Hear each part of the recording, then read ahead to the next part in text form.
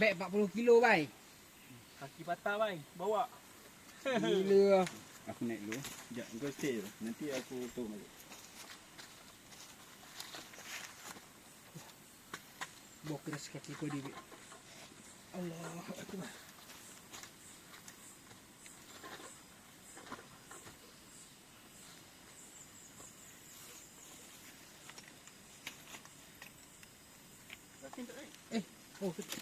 Oh.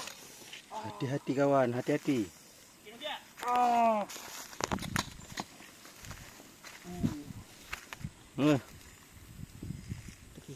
Mungkin. Siapa letak tongkat sepak-sepak ni? Biasa dia. Dah. Lain betul rasa dia bawa beg ni.